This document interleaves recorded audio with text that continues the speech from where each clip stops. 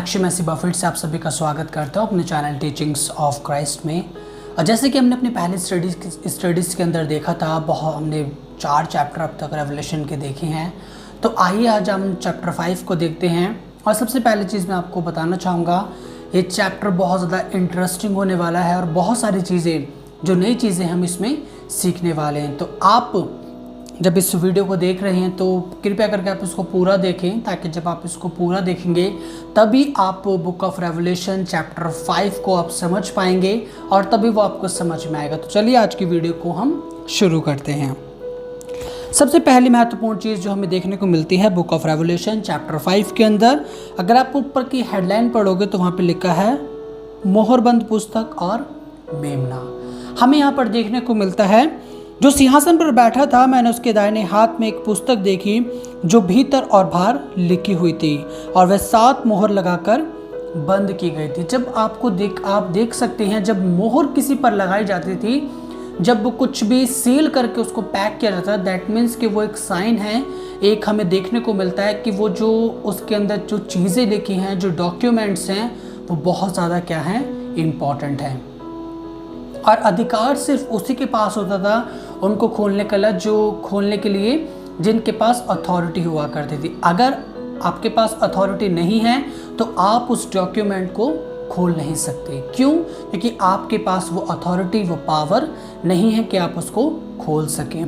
और जब हम यहाँ पर देखते हैं दाहिने हाथ के बारे में, तो दाहिने हाथ के बारे में आपको देखने को मिलेगा जो पहले के ज़माने में जो स्क्रॉल हुआ करते थे, या जिसे हम कहते हैं कि जो पुस्तक ही हुआ करती थी, तो वो रोल टाइप में हुआ करती थी और वो लेफ़्ट हैंड से पकड़ी जाती थी और राइट हैंड से उसको नीचे की तरफ खोल के उसको क्या किया जाता था, रीड आउट किया जाता था। जब उसको पढ़ा जाता था तब बहुत सारी चीज़ें समझ में आया करती थी। तो इसी रीति से यहाँ पर बताया गया कि वो जो पुस्तक थी वो क्या थी, वो 7 मोहरों से बंद की गई थी।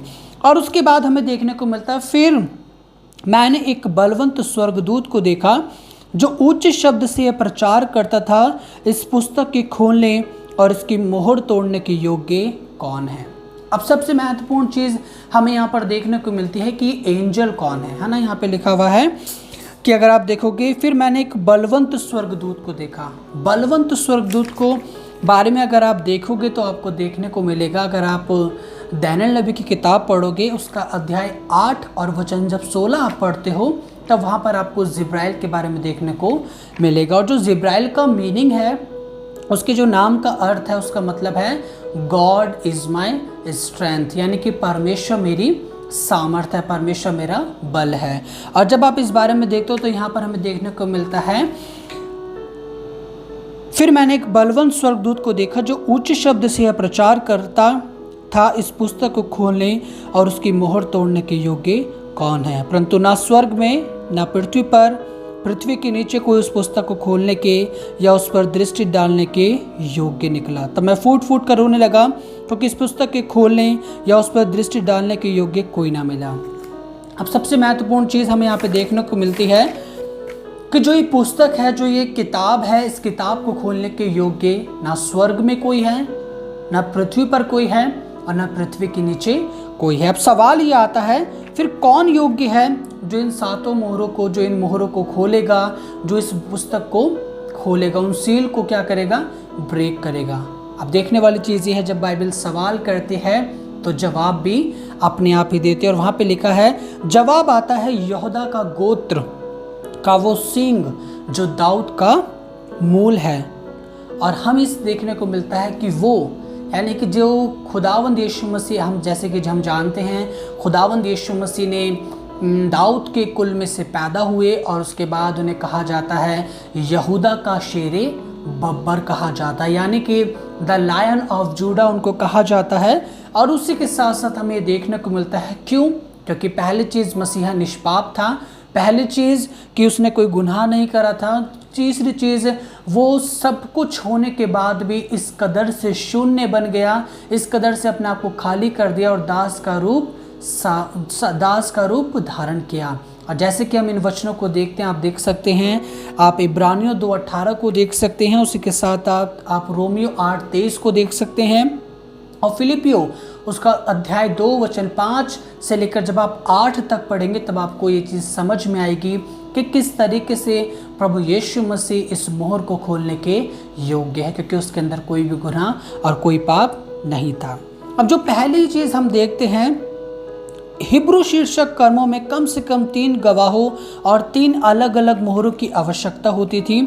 अधिक महत्वपूर्ण लेन देन के लिए अधिक गवाहों और मोहरों की आवश्यकता होती थी। और यहाँ पर हम देखते हैं जब अधिक कुछ लेन देन होता था या अधिक कुछ बात होती थी तब क्या होता था, ज़्यादा गवाह और ज़्यादा मोहरों की ज़रूरत पड़ती थी। और हमें यहाँ पे देखने को मिलता है कि जो वो बुक है उस बुक के अंदर बहुत कुछ, जिसे कहते हैं बहुत कुछ इम्पॉर्टेंट है, बहुत कुछ महत्वपूर्ण है, जिसके ऊपर 7 सील लगी हुई है।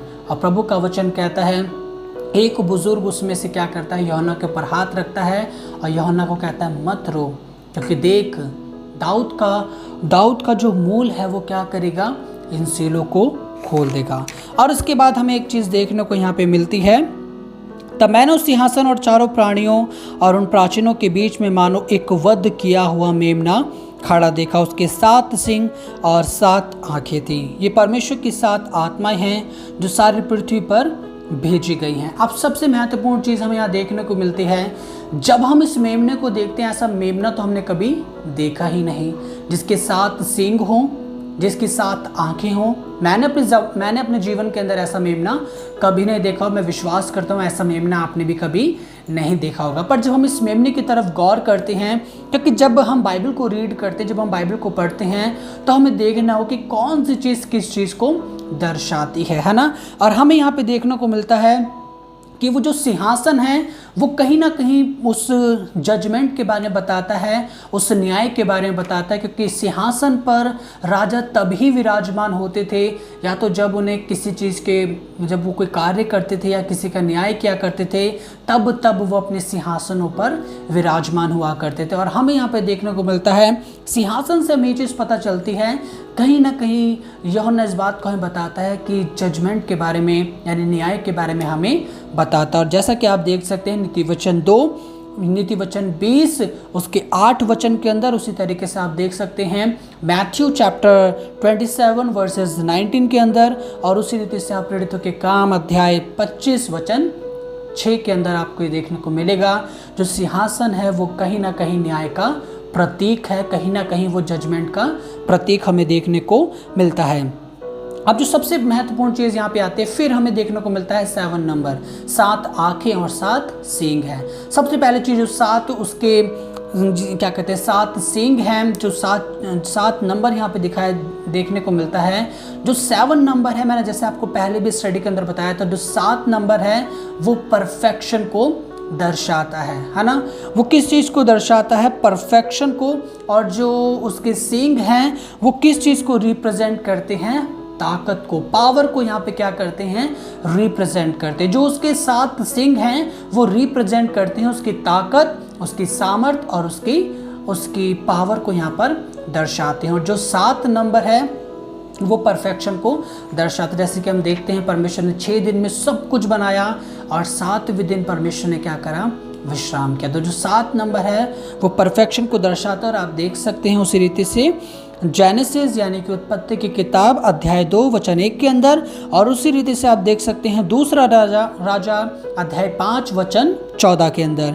उसी रीति से जब आप 7 सींगों के बारे में देखेंगे तो सींग जो कि क्या कहते हैं ताकत का प्रतीक है, जो कि सामर्थ का प्रतीक है, वो आपको देखने को मिलेगा दूसरा शमूएल अध्याय 22 वचन 3 के अंदर। और उसी रीति से आपको देखने को मिलेगा लूका की इंजील उसका पहले अध्याय के वचन 69 के अंदर, यानी कि वर्सेस 69 के अंदर आपको ये देखने को मिलेगा। और उसी रीति से आपको देखने को मिलेगा इब्रानियों 13-15 के अंदर भी कि किस तरीके से परमेश्वर बताते हैं, सिखाते हैं कि जो सींग हैं वो कहीं ना कहीं उसकी सामर्थ के बारे में दर्शा रहे थे, क्योंकि यीशु मसीह एक मेमना के रूप में इस दुनिया के अंदर आए और उस मेमने के लहू के बहाने से, उसके लहू के द्वारा हमारे हर एक गुनाह हमसे क्या हो गए, दूर हो गए। और हम देख सकते हैं इब्रानियों 13-15 के अंदर कि किस रीति से प्रभु यीशु का लहू हमें गुनाहों से और उन तमाम चीज़ों से छुटकारा देता है। उसी रीति से हम देख सकते हैं अब ये जो 7 आत्माएं हैं, हम आत्मा को जब देखते हैं तो हम वहाँ पे लिखा हुआ है परमेश्वर का आत्मा, पर हम ये भी देख सकते हैं एक जगह पर, अगर आप देखेंगे प्रेरितों के काम अध्याय 16 वचन 7 के अंदर और रोमियो 8 अध्याय वचन 9 के अंदर आपको देखने को मिलेगा कि वचन के अंदर कई बार हमें देखने को मिलता है स्पिरिट ऑफ क्राइस्ट, यानी कि मसीह की आत्मा भी हमें देखने को मिलती है। और यहाँ पर हमें देखने को मिलती है कि परमेश्वर हमें बताता है स्पिरिट ऑफ क्राइस्ट, यानी परमेश्वर यानी कि मसीहा की आत्मा के बारे में। और जो उसके बाद हमें देखने को मिलता है, उसने आकर उसके दाहिने हाथ से जो सिंहासन पर बैठा था वो पुस्तक ले ली। तब उसने पुस्तक ले ली तो वे चारों प्राणी और 24 प्राचीन उस मेमने के सामने गिर पड़े। उनमें से हर एक के हाथ में वीणा, धूप, जो पवित्र लोगों की प्रार्थनाओं से भरे हुए सोने के कटोरे थे। अब हमें एक और चीज़ इस चैप्टर के अंदर देखने को मिलती है कि वो क्या करता है, उसके हाथ से वो किताब ले लेता है, दाहिने हाथ से क्या करता है, उस किताब को ले लेता है। दाहिने हाथ के बारे में अगर आप देखोगे तो आपको देखने को मिलेगा भजन संहिता उसका अध्याय 20 वचन 6 के अंदर, उसी रीति से भजन संहिता अध्याय 44 वचन 3 के अंदर। और अगर आप पुराने नियम में क्या कहते हैं निर्गमन की किताब में देखेंगे तो आपको मिलेगा निर्गमन की किताब अध्याय 15 वचन 6 के अंदर आपको दाहिने हाथ के बारे में देखने को मिलेगा कि उसका दाहिने हाथ पराक्रम, सामर्थ और बलवंत और उसके क्या कहते हैं उसके सामर्थ को दर्शाता है। और हमें यहाँ पे देखने को मिलता है वो उसके दाहिने हाथ से उस किताब को ले लेता है। जैसे वो किताब लेता है वो 4 प्राणी और 24 बुजुर्ग उसके कदमों में गिर जाते हैं। दैट मीन्स कि वो क्या करने लगते हैं, उसकी वर्शिप करने लगते हैं। अगर आप देखोगे जो पुराने ज़माने के अंदर क्या कहते हैं जब कोई लोग वर्शिप किया करते थे, किसी की आराधना किया करते थे, तो एक साइन हुआ करता था कि वो पहले तो ज़मीन पे गिरा करते थे और अपने सर से उस ज़मीन को टच किया करते थे। और एक साइन हुआ करता था कि वो अपने आप को पूरी रीति से क्या कर रहे हैं, उसके हाथों में सबमिशन कर रहे हैं, अपने आप को क्या कर रहे हैं, उसके हाथों में पूर्ण रूप से दे रहे हैं। और यहाँ पर जब हम 24 बुजुर्गों को और 4 प्राणियों को देखते हैं वो उसके कदमों में झुक गए हैं, इसका मतलब है कि सब के सब अपने आप को उसके हाथ, उसके चरणों में, उसकी उपस्थिति के अंदर क्या कर देते हैं, सबमिशन कर देते हैं, अपने आप को पूर्ण रूप से उसके हाथों में दे देते हैं और वो क्या करते हैं, उसकी वर्शिप करना शुरू करते हैं। अब एक और चीज़ हमें यहाँ देखने को मिलती है उनके, अब हम यहाँ पे देखते हैं जैसे कि उनमें से हर एक के हाथ में वीणा और धूप, जो पवित्र लोगों की प्रार्थना है, से भरे हुए सोने के कटोरे थे। अब ये जो सोना है, जैसे कि हम देखते हैं जो सोना है वो दर्शाता है मतलब कि कीमती चीज़, मतलब कीमती चीज़ को हमें यहाँ पे देखने को मिलता है। जो सोना है वो किसका प्रतीक है कि क्या कहते हैं, वो बहुत ज़्यादा कीमत रखता है, बहुत ज़्यादा कीमती है। और यहाँ पर वो क्या दर्शाता है कि जो परमेश्वर के सम्मुख जो हम प्रार्थनाएं रखते हैं वो हकीकत के अंदर परमेश्वर की नज़रों में बहुत ज़्यादा कीमती हैं। परमेश्वर उनको कभी भी तुच्छ नहीं जानता, पर वो परमेश्वर की दृष्टि के अंदर कीमती है। और जब यहाँ पे सोने के कटोरे से भरे हुए का मतलब यही पता चलता है कि वो जो प्रार्थना है परमेश्वर की नज़रों में कीमती हैं। जैसे मनुष्य की दृष्टि में सोना कीमती होता है, एज इट इज़ परमेश्वर की दृष्टि के अंदर वो सारी प्रार्थनाएं जो परमेश्वर से प्रभु के लोग करते हैं वो क्या ठहरती हैं, कीमती ठहरती हैं। और आप देख सकते हैं आप भजन संहिता 141 उसके अध्याय 141 के वचन 2 के अंदर आपको ये देखने को मिलेगा। और ये जो प्लीजिंग अरोमा था, ये क्या था, ये जो क्या कहते हैं सुगंध धूप था, ये कहाँ तक जाता था, ये परमेश्वर के स्वर्ग तक जाता था। जब आप भजन संहिता 141 पढ़ोगे आपको वहाँ पर बहुत अच्छे से देखने को मिलेगा कि जो धूप और परमेश्वर के जो प्रार्थनाएं की जाती हैं, वो धूप जो प्लीजिंग अरोमा होता है वो कहाँ जाता है, वो उठता उठता परमेश्वर के स्वर्ग तक पहुँचता है और प्रभु के नथनों तक वो पहुँचता है। और जब वो प्रभु के पास पहुँचता है तो प्रभु उसे देख करके प्रसन्न होते हैं। और हमें ये देखने को मिलता है, पर यहाँ पे जो महत्वपूर्ण चीज़ हमें देखने को मिलती है, जब धूप जलाई जाती है तो उसके लिए हमें आग की भी ज़रूरत पड़ती है ना।